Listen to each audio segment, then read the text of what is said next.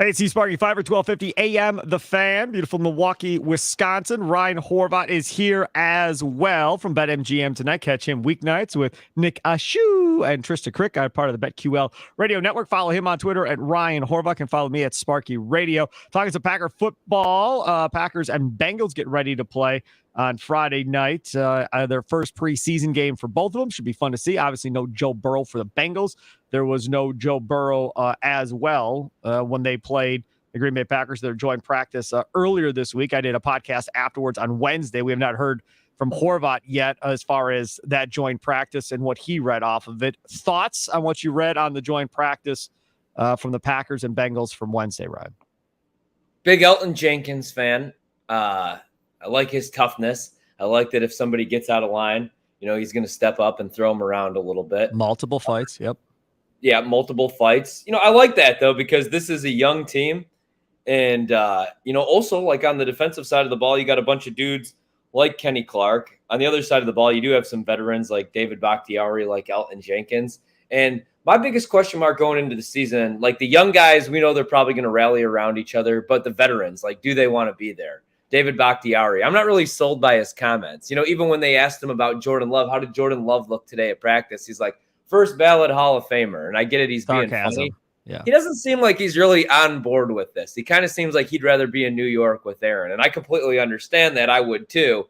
But yeah, so I did like that they were mixing it up a little bit, that it seems like the veterans want to be there. I like that all the veterans are saying the right things. Like, hey, we don't see this as a rebuild season. Right. Jordan Love, again, like that's kind of what I'm going to expect. He's going to make some really nice throws, especially outside of the numbers. There'll be some mistakes. There'll be some good. There'll be some bad. Defense looking all right. Nothing really surprised or shocked me. These joint practices, they always kind of go the way that I think they're going to go. Yep. So some of the comments that came out, Bengals linebacker Jermaine Pratt, this is from the Ryan Wood piece, Green Bay Press Gazette, talking about the Packers. Quote, they're young, but they've been in the league for 2 years now, so they're ready to go. I think they're going to be a good team, a good unit. Actually, the wide receivers, I know they got a lot of backfire from A-Rod dropping balls and stuff, but I think they'll be ready to go. They're taking it personal and got better this offseason. That's from, obviously, a Cincinnati Bengals linebacker. And you wonder how true that really is, Ryan. Like, did they take it personal with what happened last year with Rodgers? I mean, you talked about it nonstop about how Rodgers pretty much destroyed Dobbs' confidence level by how he was treating Dobbs, at least how would it look like on the sidelines. We didn't have Hard Knocks cameras there to see exactly what he was saying. But I wonder if those two guys were like, to hell with you. Like, you'll see. We'll come back and we're going to put on a show next year while you wanted to go play somewhere else. That's fine. Yeah. And we're going to show you what this is truly all about. I just wonder if maybe there is some of that, like Pratt is saying.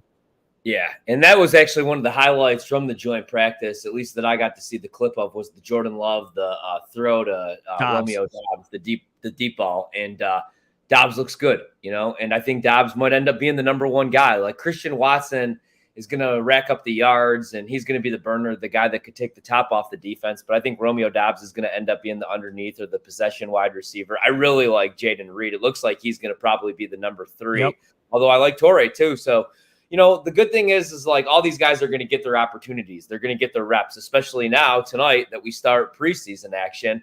But I do think that they took it personal, especially Romeo Doubs. Christian Watson, the second half of the season, kind of became Aaron Rodgers' guy. Yep. The first half of the season, it looked like it was going to be Doubs. Then he made some rookie mistakes, had some drops, and Rodgers kind of threw him under the bus.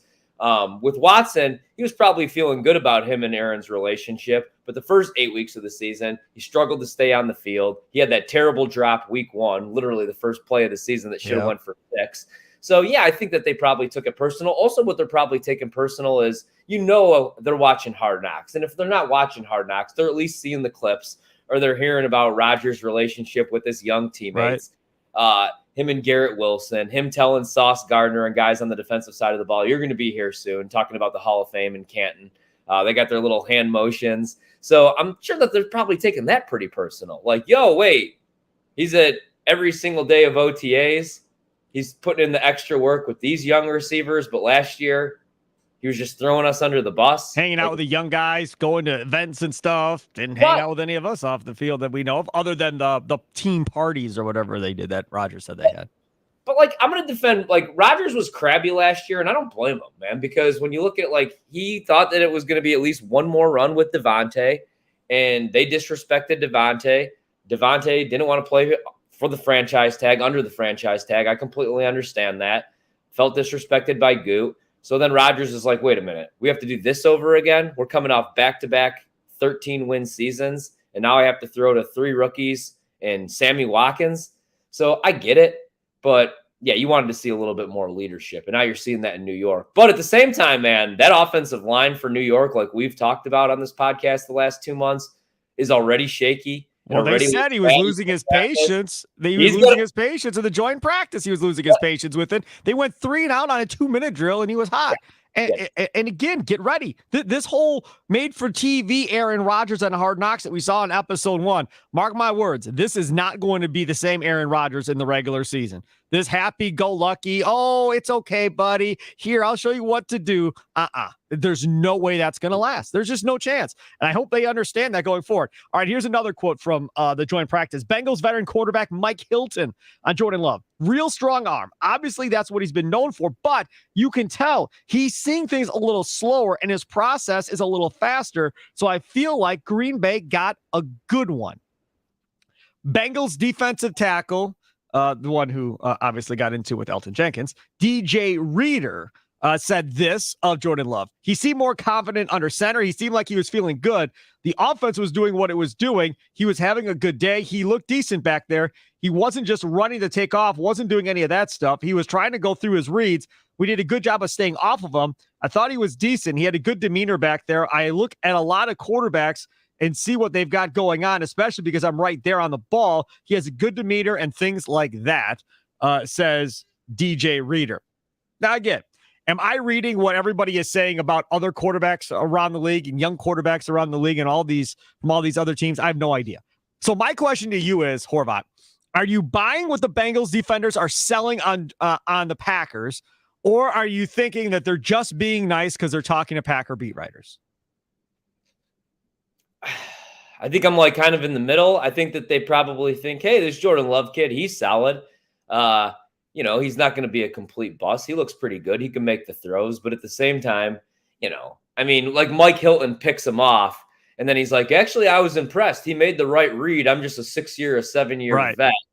I mean, I don't know if he's saying that in a regular season game. Well, he telegraphed it from Ryan. Locker room. You know what I mean? Like Ryan Wood said he telegraphed that throw completely. That was a bubble screen, and he was looking at it the whole time and completely telegraphed it, and Hilton was able to read it and pick it off. I mean, like when you do these 7-on-7 or 11-on-11 drills, and no matter what level, and a guy makes a nice throw, you're like, oh, he could play. This guy could make a throw. He could throw a 50-yard ball down the field. But I mean, it doesn't really mean anything to me, because it was a joint practice. It'll mean a little bit more tonight in the preseason. But even that, like, I need to see it week 1, week 2, week 3, week 4. It's just going to take some time for me to buy into the Jordan Love stuff. It's interesting because you and I have talked numerous times about Justin Fields on this podcast. And I listen to The Score, our sister station down in Chicago, 670 The Score, from time to time. And this morning, I, for whatever the reason, turned it on while I was driving in.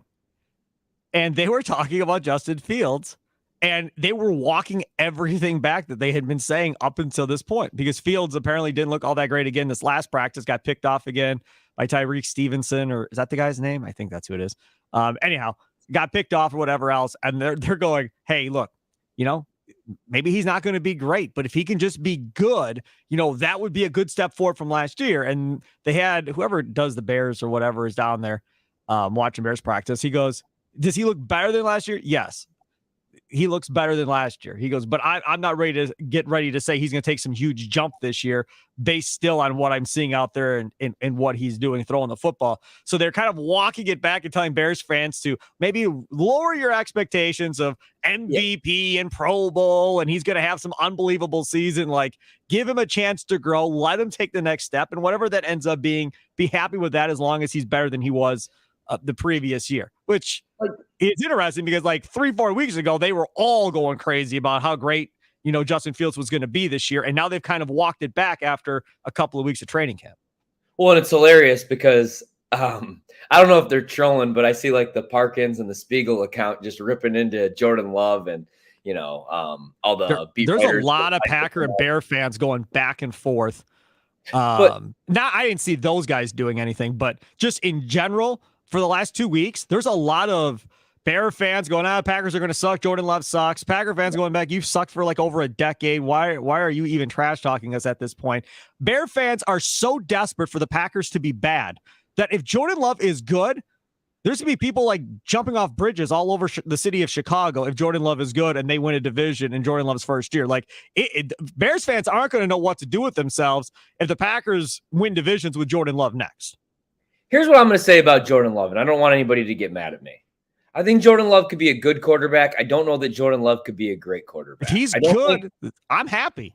I don't think he could be Justin Herbert, Joe Burrow. I don't think he could be Mahomes, obviously.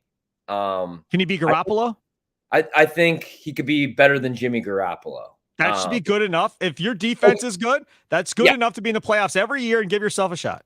But what worries me a little bit, let's just take this. Here's why I don't know if I buy into the Bengals players' comments, right? I think that they see some good. He completed 17 to 29 passes in the 11-on-11 period. And there were drops in there too. 2 touchdowns. Yeah, there were some drops. Yep. So they see a 50-yard bomb to Romeo Doubs, and they're like, oh, man, this dude can make that throw. He's good. They see that 15-yard crosser to Christian Watson, and they're like, okay, he made the right read there. Everything's kind of slowing down. And a linebacker on him. That was beyond stupid for Cincinnati, but either way, go ahead. Right, but no. I mean, you could tell that he's feeling more comfortable. He's getting better at reading a defense because that was the knock on him coming out of college. You can't just play hero ball. But again, I just think that 17 of 29, 2 touchdowns, couple picks. I don't know, that's not going to win you 11, 12 games. They were in the NFC this season. They were saying that he's throwing underneath a lot more than Rodgers ever did. Yeah. And that's something. And my response to that is, I'm good with that. Good. Go ahead. Instead of patting the ball and getting sacked because you're holding on to it for 7 seconds, if it's not there, then go to the guy that's there and keep the ball moving and don't get yourself killed back there behind that offensive line. I would think the offensive line would appreciate not having to block for 7 to 10 seconds while the quarterback pats the ball forever too. Well, that's what drove us nuts about Rodgers, though. He'd have somebody wide open underneath, or he'd have Robert Tonyan right in the middle of the field, waving his arms, and Rodgers would be patting the ball, looking for Devontae 50 yards down the field with two dudes, 2 6'3", 6'4" defensive ends right in his face. I want Jordan Love checking down. Yes. I want him making the right reads, getting rid of the ball. Every play, with Rodgers, I love Aaron Rodgers more. I love him more than any quarterback in NFL history. I thought you were going to say more than your wife. I was going to get concerned. 15, 20 yards down the field. Take what's given to you. Live to fight for another down. Live to see another day. Take 3rd and 4. You know what I mean? Everything doesn't need to be a chunk play. So that's what I want to see from Jordan Love. I'm worried that when we get into game action, he just says F it and lets it rip. I want to see that, but I don't want to see him thrown off his back foot. I don't want to see him making bad reads. So, it was a joint practice. There was some good. There was some bad. It's kind of what I expected. No big surprise. I can't wait for tonight. Let's move on to topic number 2. How much importance do you put on this preseason for the Packers? In years past, nobody cared. Rodgers wasn't playing. Starters weren't playing. It meant nothing. You were just looking to see who was going to be your 2nd and 3rd string guys. How did this year's draft picks look? And that was about the extent of it. I was talking with Gary Ellerson yesterday. I was like, man, this preseason, everybody's tuning in. Everybody, if Love plays the first quarter of each of these 3 preseason games, everybody for sure is tuning in for the first quarter. I bet you preseason ratings will be higher than they've been in a long, long time for these TV stations that are carrying the Packers preseason games here locally in Wisconsin is my guess. Having said that, if he throws 2 picks, are we going to freak out? No. If he throws 2 touchdowns, are we going to freak out? Yeah, a little bit. You can't. No. You can't do that. You can't say 2 interceptions. Don't care. 2 touchdowns. Hell yeah, dude. I'm going to be jacked. Doesn't it have to be level on a balanced level? If you say those 2 touchdowns, that's awesome. Oh, but then if he throws 2 picks, shouldn't that be horrible then? Like, shouldn't it be both ways if you put that much importance on touchdowns versus saying picks or no? okay, so let me rephrase that, right? If he Okay. throws 2 picks, like if he's staring down a defender and just throws a bad Right. ball, I'm going to rip into him. I'm going to be like, this again. Even though it's preseason. But like, let's say, they open up play action and he just throws like a 71-yard dart down the field to Christian Watson for a touchdown. I'm going to get excited about that. Yep. It's like a play action little rollout. He hits DeGuara for 3 yards for a touchdown. Like a Super Bowl Andre Rison throw. Boop, yeah. And he goes. Like if he makes a Mahomes, if he rolls to his left and fires a 50-yard dart to his right, and you're like, no, yeah. Okay, then we're going to get excited, right? So, yeah, I don't want to see bad interceptions. Tip balls, jump ball, one-on-one. You got Watson down the field. You throw one up. I'm fine with that. I just don't want to see bad interceptions. Right. I don't want to see him, like, thrown across his body, Favre nonsense. I'll take some, like, Aaron Rodgers last season interceptions, though. It's funny. That Hard Knocks episode, there was this whole thing about Rodgers and his no-look passes, and then Zach Wilson was trying, and the wide receivers were trying it. And I'm reading through the practice report, and the one drop that Musgrave had for the Packers, the tight end, was a no-look pass from Jordan Love.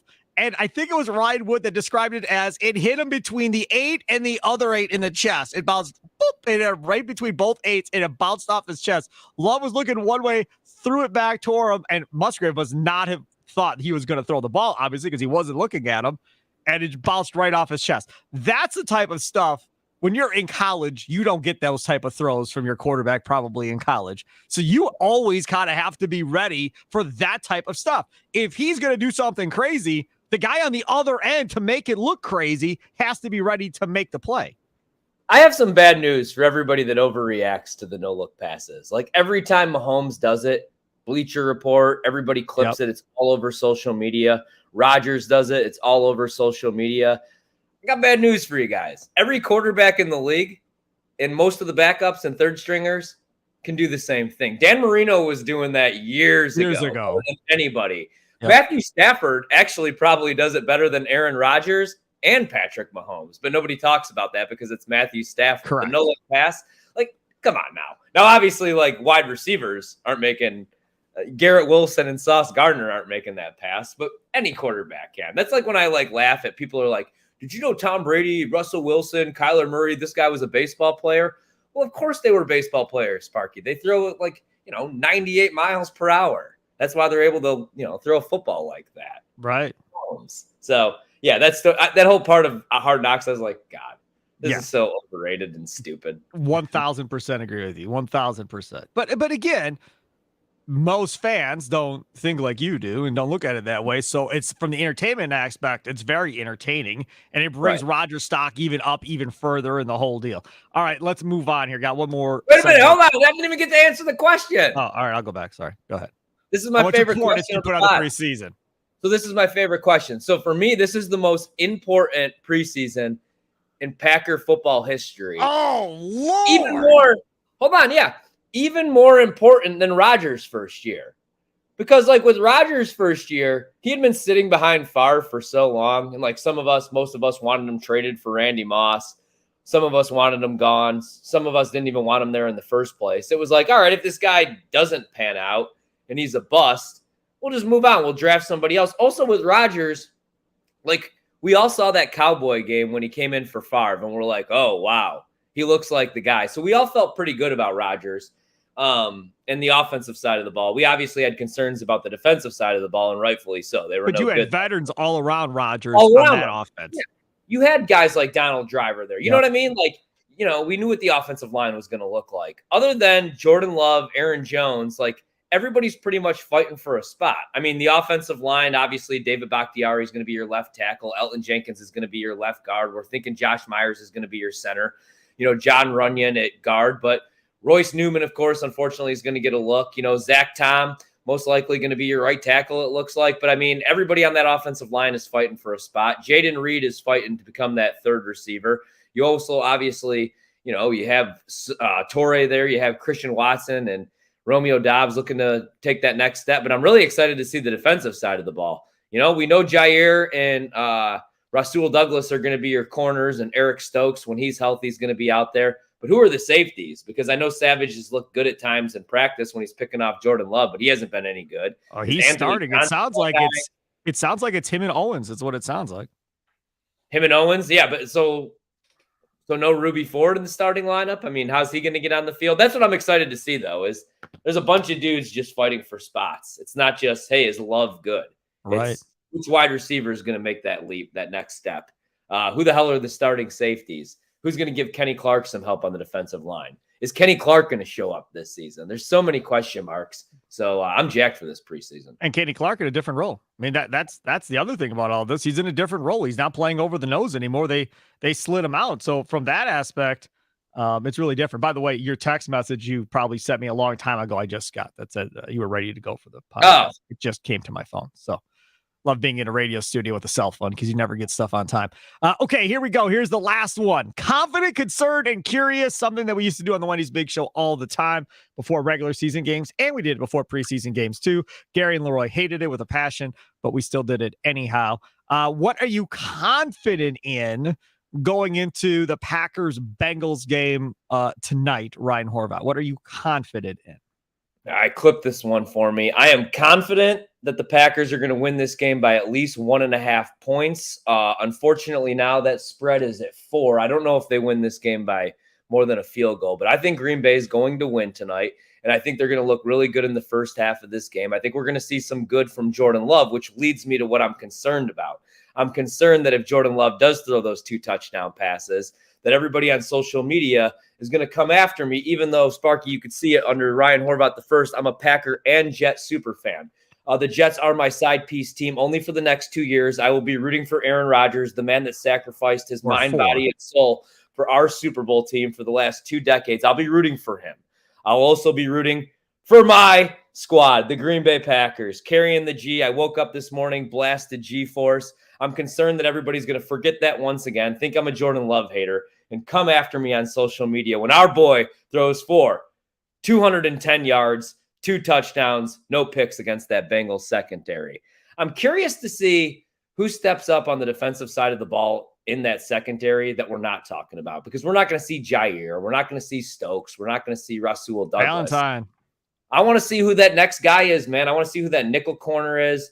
I want to see which safety steps up, because I do not feel good about Darnell Savage another season. I can't believe we're doing this again. So I want to see who could step up on the defensive side of the ball, especially in the secondary and on special teams, of course. Right. No question there. Confident in this. I'm going to go with confident that Love throws a touchdown.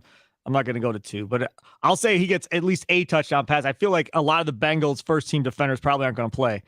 So I'm confident that Love's going to throw at least 1 touchdown pass in this game. What am I concerned about? I'm concerned, like I am always in preseason, about injuries. They cannot afford to sustain injuries to any frontline player.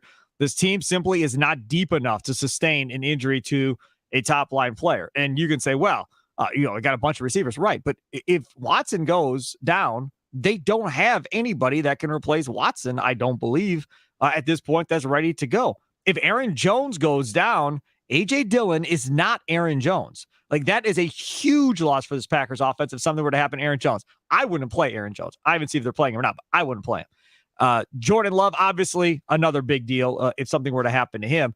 And then curious, I want to see, you brought up Clark, I want to see this defensive line that has been getting rave reviews from not only the Packer writers, but from the Bengal writers as well, as far as them doing their thing in one-on-ones against the Bengals, them doing their thing against that offensive line in the joint practice.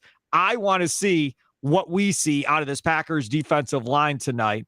And not just the vets, but the rookies too, the couple of draft picks that they have, they're going to be out there on the field for the Packers. And let's see what it looks like, because you would think the Bengals are going to try and run the ball, right? So let's see if they can hold their own against the run, and let's see if they can get some pressure on a backup quarterback for the Cincinnati Bengals.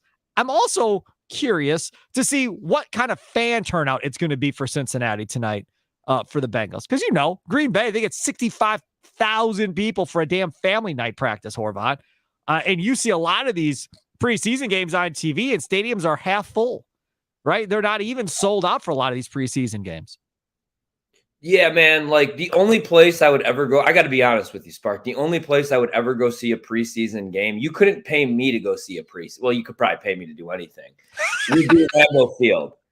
Like we go to Lambeau Field when there's not even games. Like, we just take the tour. You could get something to eat, But yeah, man, I've been kind of surprised. It wasn't like that. Was it? Like a couple of years ago, I felt like every single stadium was packed for preseason football because I would always make that joke like, man, look at this is a preseason game at Soldier Field. Nobody's at Comiskey or US Cellular. Right. You know what I mean? Everybody's there at Soldier Field for preseason game number 2. You know what it is? The prices are still way too expensive. Just going to get more expensive as we go. They're not going to get cheaper.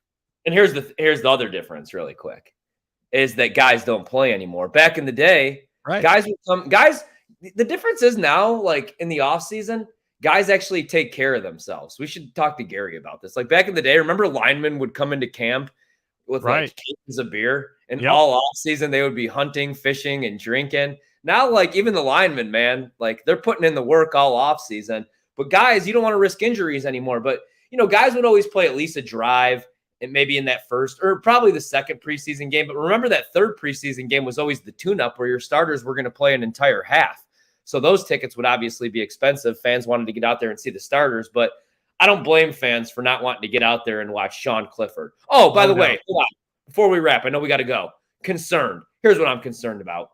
Sean Clifford completes a couple passes, ends up winning this backup role. I know that the bloggers are all excited about him. I promise you guys, Sean Clifford is not good. Please don't make this thing. Sean Clifford is terrible. I got to go. It's Ryan Horvat, Sparky, Fifer. Enjoy the rest of your day. We'll talk to you on Monday when we record again, Kurt and Long. Go Pack, go. Have a good one. Toodles.